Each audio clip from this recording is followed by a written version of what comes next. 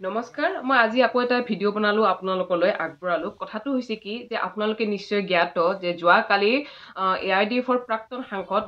বদৰুদ্দিন আজমল ডাঙৰীয়াই আমাৰ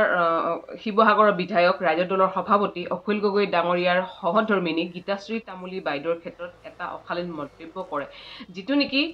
আমি ৰাজ্য দলে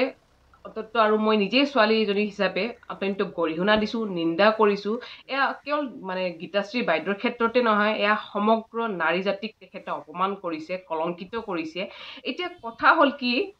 এইবিলাক ক'বলৈ তেওঁ সাহস ক'ত পালে তেওঁ অধিকাৰ ক'ত পালে ঠিক আছে নাৰীক আপোনালোকে পূজা নকৰে নাৰীক আপোনালোকে একো বুলি নাভাবে নাৰীক আপোনালোকে ভোগৰ সামগ্ৰী বুলি ভাবে কিন্তু নাৰীক ৰাজহুৱাকে অপমান কৰাৰ অধিকাৰ কোনে দিলে আপোনাক এইটো এটা ক'ব গ'লেতো তেওঁ মুকলি এটা ধৰ্ষণ কৰিলে গতিকে এনেকুৱা ঘটনা যাতে আৰু দুনাই নহওক আৰু এয়া বহুত লজ্জিত হৈছো এই কাৰণে যে যিখন দেশত আমাৰ শাসনাধিষ্ঠ চৰকাৰে কয় নাৰীক সবলীকৰণৰ কথা কয় নাৰীক সুৰক্ষিত কৰাৰ কথা কয়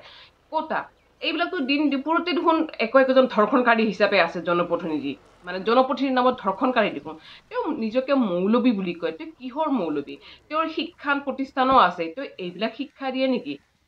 হা আৰু তেওঁ একচুৱেলি তেওঁ বুজাইছে কি তেওঁ যে কৈছে যে অখিল গগৈৰ পত্নীটো বুঢ়ী গতিকে সেই বুঢ়ীৰ বিষয়ে কি ক'ম এতিয়া গাভৰু ছোৱালী তাৰমানে কি গাভৰু ছোৱালী হ'লে তেওঁৰ হাতৰ পৰা তেওঁৰ মুখৰ পৰা তেওঁ সুদা এৰি নিদিলেহেঁতেন নেকি তাৰমানে বদৰুদ্দিন আজমল ডাঙৰীয়াই কি ভাবিছে তেখেতে ভাবিছে নাৰী মানে ভোগৰ সামগ্ৰী নাৰী মানে পণ্য সামগ্ৰী সেয়াই ভাবিছে নহয়নে বদৰুদ্দিন আজমল ডাঙৰীয়া গতিকে মই আপোনাক সকীয়াই দিছো আপুনি ৰাজহুৱাকে ক্ষমা বিচাৰক ক্ষমা বিচাৰিবই লাগিব যেতিয়ালৈকে আপুনি ক্ষমা নিবিচাৰে বা আইনে আপোনাক তদন্ত নকৰে তদন্ত আওতালত নানে তেতিয়ালৈকে আমি জাগি আছো জাগি থাকিম আৰু এইখিনিতে মই এটা কথাই কওঁ এয়া অকল আমি ৰাজ্য দলৰ ফালৰ পৰা বা অখিল গগৈৰ সহধৰ্মিনীৰ কাৰণে যে আমি জাগিছো বা লাগিছো বা আমি থানাত এজাহাৰ দিছো তেনেকুৱা কথা নহয় আজি জুৰি কোনোবা ছোৱালীও হ'লহেঁতেন বা আজি জুৰি খুদ আমাৰ মাননীয় মুখ্যমন্ত্ৰী হিমন্ত বিশ্ব শৰ্মাৰ পত্নীও যদি হ'লহেঁতেন তেতিয়াও কিন্তু মই হেৰি কৰিলোহেঁতেন তেতিয়াও আমি এফআইআৰ এখন দিলোহেঁতেন আৰু এয়া মানে এইটোক গৰিহণা বুলি ধিক্কাৰ দিলোহেঁতেন গতিকে এনেকুৱা যাতে কেতিয়াও নহয় মই মুখ্যমন্ত্ৰী মহোদয়ক মই অনুৰোধ কৰিছো